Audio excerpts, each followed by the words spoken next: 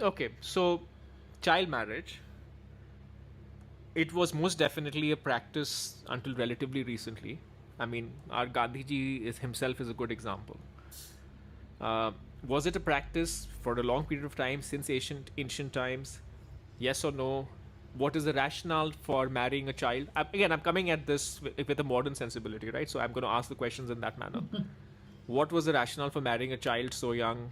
Sometimes there were big differences in ages between the man and the girl, or whatever it might be, opposite as well. I think there are examples where even the woman is much older than the guy.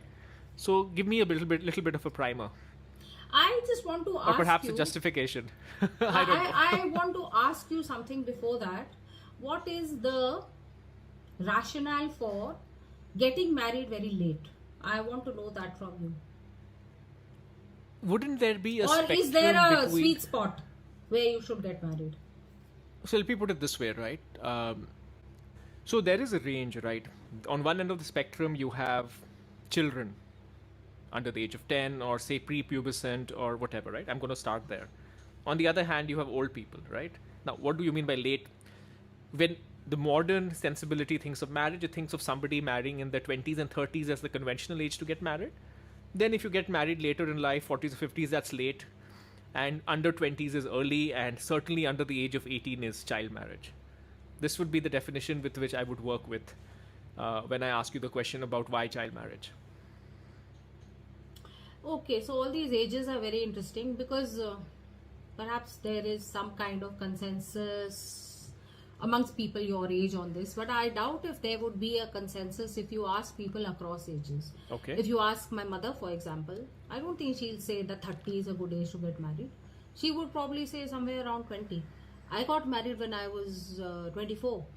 So to say that 24 is too young to get married, I wouldn't agree, Yeah. because I think I made a very well thought out decision, and I was not too young at 24 to decide about getting married. Although in India it seems strange to me that at the age of 18, if you are smart enough to vote, why aren't you smart enough to know who you want to marry, Utkarsh? No, I think there are parts to this, right? Legally and generally acceptable, 18 is fine. I think there could be differences in points of view. Who some people might say 18 is too young, you haven't experienced the world, quote, quote, the modern millennial or iGen view.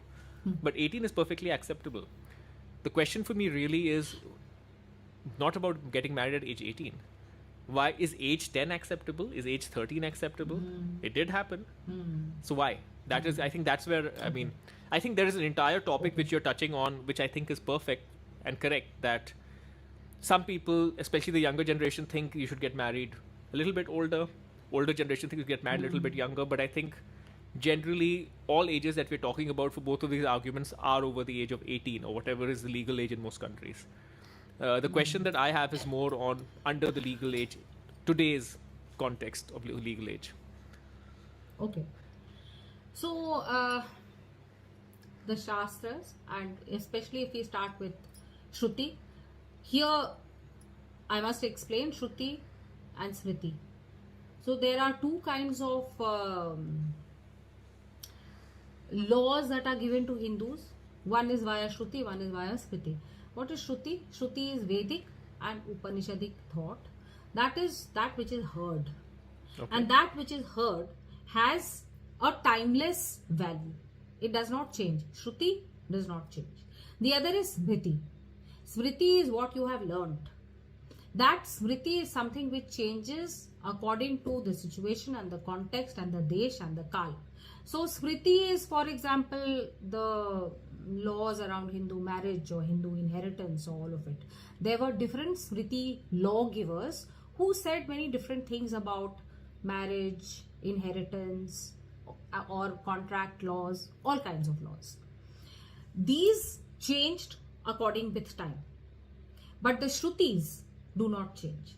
So I would like to start with Shruti. In the Shruti, which is basically Vedic corpus, what is the age of marriage? The age of marriage there is said to be Shodashi, which is 16. Sorry, 16? That is the age, yes, 1-6. Okay. So at the age of 16, the girl and the boy And again, this age difference and all things which have crept in much later. The age difference was not at all acceptable. So at the age of 16, the boy and the girl are said to be intelligent enough to analyze what they want and to choose a life partner. If you read a little acute side fact, the Vivaha rituals that we follow are written by a Rishika called Surya Savitri. So even today, every Hindu person who gets married follows the ritual set down by a woman. So that's something really worth remembering. And I think it is unique across cultures that all these rights, regulations have been set down by a woman. So these are found in the 10th book of the Rig Veda and in the 14th Kand of the Atharvaveda. Now I am talking also now about the Yajurveda.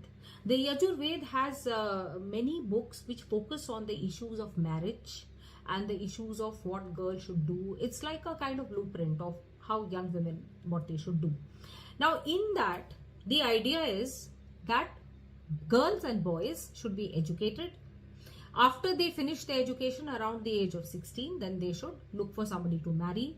There are instructions given on what kind of girl you should look for, what kind of boy you should look for.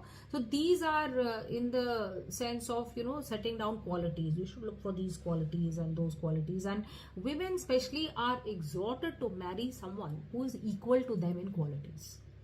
Because otherwise, the marriage will not work.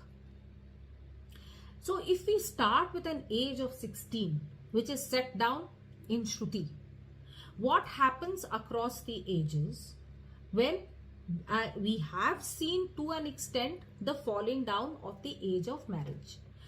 Although if people tell you that the Shastras or the Smritis insist that a woman should be married before puberty, that is not true.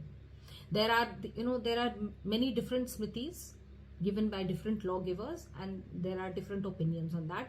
It is not an accepted fact that women should be married before puberty. So please note this.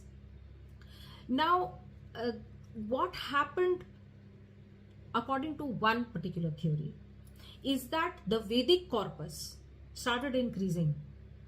So the number of years you needed to study, to finish your education, started becoming more. In fact, at the beginning of Manu's Smriti, Manu says 36 years. Now 36 years is too much for anyone before entering into Grihasthashram. For somebody who wants to remain an ascetic and keep studying all their lives, it's fine. But for somebody who wants Grihasthashram, 36 years is not doable. He realizes that. So he says, okay, if not 36, then 24. If not 24, then 16. So some allowances are made. But what was the impact of this on women? Now women had to bear children.